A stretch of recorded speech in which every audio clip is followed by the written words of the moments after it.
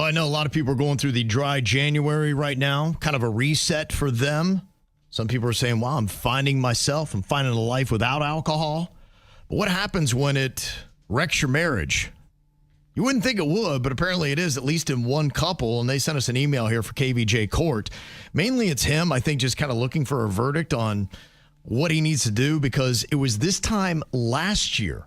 Rewind the clock 365 days, and he jumped onto dry January back in 2025. He said it was no big dramatic rock bottom moment. I just needed a reset. He said, but my wife did not join me. If anything, she went in the opposite direction. She drinks pretty much every weekend and even sometimes during the week. And now that I've been sober for a year, I'm noticing with my newfound clarity just how much we are now drifting apart. Over the last year, I increasingly became more put off by my wife's drunken behavior. When she's drunk, she's louder, more repetitive, more emotional. Her little jokes feel aggressive to me. Her stories drag on forever. And I never really noticed this when I was drinking with her, but now it's just grating on me in a way I didn't expect. Oh, okay. So Virginia's husband, Panda's emailing the show. No, because Panda didn't drink. Says, I find myself counting the minutes until she passes out or sobers up, which it's never the latter. I've tried talking to her about it gently, but she says I'm judging her. I'm acting superior because now I'm not drinking. And she's made it clear that she doesn't want to quit, and she thinks this is my thing, not her thing. So I now wonder if alcohol was the only thing we actually had in common. What is the happy medium that I should be aiming for? And do I need to start drinking again just to save my marriage? Absolutely not, because you made a personal choice. This is where I think major disconnects happen in relationships. People grow apart for way less. If some person's getting drunk to a point where you can't have a conversation with them and it's on repeat, once in a while I get, but if this is something you're dealing with all the time, you guys are two different people now, and you're getting to a point where you resent her. Yeah. That's not good for love. To me, marriage is constant adjustments. You have to keep an eye on your partner, see where they're going in life, and you need to do what you can to try to mirror that and meet them in the middle with everything. And I could see a perfect middle for this. There's a lot of couples that I know of that one person drinks and the other person doesn't. Yeah, Virginia and Panda. Yeah.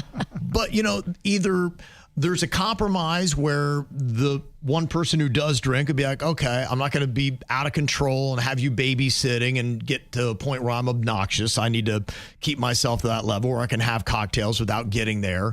And we can hopefully still find some other things that we can do that's not just a drinking event. Because some people don't know how to drink right. No, you're right. Absolutely. And I've seen that. And look, honestly, it sounds like the way he's describing it, she probably should rein it in a little bit. It doesn't mean that you got to quit cold turkey and you can't have a couple cocktails on a good night and have some fun. But it sounds like you're getting to the point where it's changing your behavior and how you act. And it's kind of annoying to him. And it might be a good fit for you to look at it. If you are sober and someone's very drunk and they keep repeating the same story over and over again, I mean, that is grating. That's enough to make you go mad. Right.